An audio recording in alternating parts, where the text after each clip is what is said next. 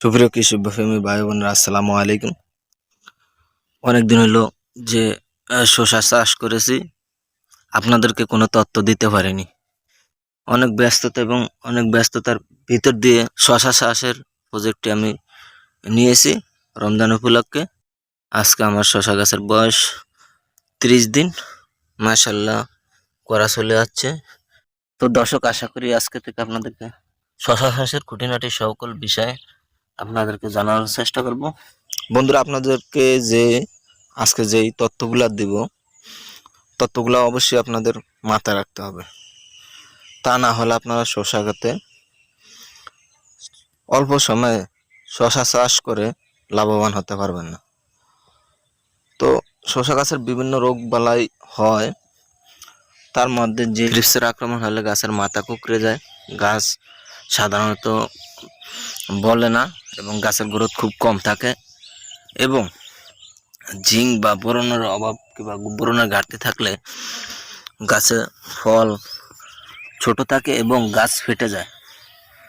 তো আপনারা দেখতেছেন যে আমার গাছ মাশাআল্লাহ 30 দিনে ভালোই গ্রোথ আছে এবং ফল সেট হয়েছে। তো আমি আপনার সাদামাছি এবং মাকড়সা এবং লিপ লাইনার পোকার জন্য কি কি কীটনাশক ব্যবহার করছি সেটা আপনাদেরকে দেখানোর চেষ্টা করব। আপনারা দেখে অবশ্যই এই ওষুধগুলো প্রয়োগ করবেন। আমি আশাবাদী, ইনশাআল্লাহ আল্লাহর রহমতে আপনাদের ক্ষেত্রে লিপ লাইনার এবং সাদামাছি মাকড় কোনো কিছুর বসতে পারবে না। আপনারা এই ওষুধগুলো একবার ব্যবহার করে দেখবেন, ইনশাআল্লাহ 100% রেজাল্ট পাইবেন। বন্ধুরা, ওষুধ প্রয়োগ করার পূর্বে কিছু দিক লক্ষ্য রাখতে হয় এবং কিছু দিক লক্ষ্য না রাখলে শসা খেতে ওষুধের পরিমাণ বেশি হলে মাথা কুঁকড়ে যাওয়ার সম্ভাবনা আছে এবং গাছের গ্রোথ কম হওয়ার সম্ভাবনা থাকে। সেক্ষেত্রে আপনারা যারা শসা চাষ করবেন তারা অবশ্যই ওষুধ অন্তত শিডিউল স্প্রে করবেন এবং ওষুধের পরিমাণ ঠিক রেখে স্প্রে করবেন। বন্ধুরা, আমরা কোন কীটনাশক ব্যবহার করে যে গাছের থ্রিপস এবং সাদামাছি দমন করেছি এবং এত সুন্দর গাছ আল্লাহর রহমতে হয়েছে, তো সেই সম্পর্কে আপনাদেরকে দেখাবো। আমি আমার এই শসা ক্ষেত্রে থ্রিপসের জন্য এবং মাছি কিংবা গুনগুনি পোকার জন্য যে কীটনাশকটি ব্যবহার করেছি সেটি হলো যে ইস্পানি কোম্পানির বায়োট্রিন। এই কীটনাশকটি ব্যবহারের পর আমার গাছের আগা দ্রুত দৌড়ায় এবং গাছে কোনো ধরনের সাদামাছি কিংবা থ্রিপস আক্রমণ নেই। কীটনাশকটি 100%, আমার মতে কীটনাশকটি 100% কাজ করেছে আমার এই শসা খাতে। আপনারা থ্রিপসের জন্য এই কীটনাশকটি ব্যবহার করবেন। তো বন্ধুরা, এটি হলো জৈব বালাইনাশক।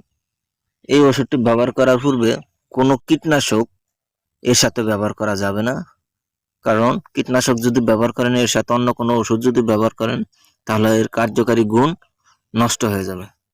তো আপনারা এই কীটনাশকটি সম্ভবত একা দেওয়ার চেষ্টা করবেন, এটির সাথে অন্য কোনো কীটনাশক দেওয়া যাবে না, দিলে আপনারা যে রেজাল্ট হয়তো ভালো হবেন না। তো আপনারা চাইলে পোকার জন্য হলুদ 18 ফাঁদ এবং প্রামন ট্যাব ফাঁদ ব্যবহার করে পোকা দমন করতে পারেন। এবং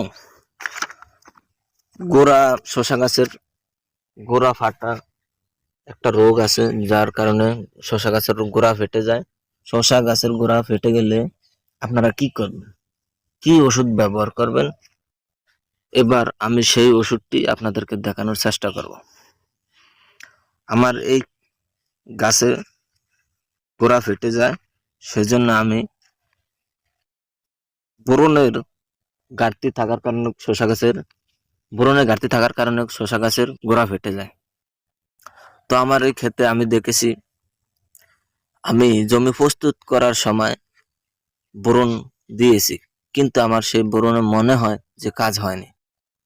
তো আমি কালকে ছলুবার বোরন এবং লগে কার্বনডাইজিম গ্রুপের অ্যামকোজিম দুটো একসাথে করে গাছের গোড়ায় স্প্রে করে দিয়েছি, যাতে আমার গাছের গোড়া ফাটা রোগ বন্ধ হয় এবং গাছের দ্রুত বৃদ্ধি হয়। শসা গাছের গোড়া ফেটে গেলে ফলন তত একটা বেশি হয় না, সেজন্য আমরা শসা গাছের গোড়া যাতে না ফাটে সেদিকে লক্ষ্য রাখবো এবং এই দুটো ওষুধ ব্যবহার করব।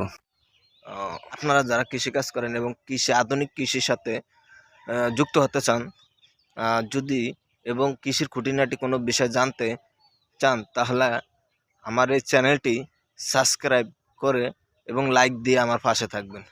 আমি আপনাদেরকে এই শসা চাষ সম্পর্কে A to Z সম্পূর্ণ তথ্য দেওয়ার চেষ্টা করব ইনশাল্লাহ।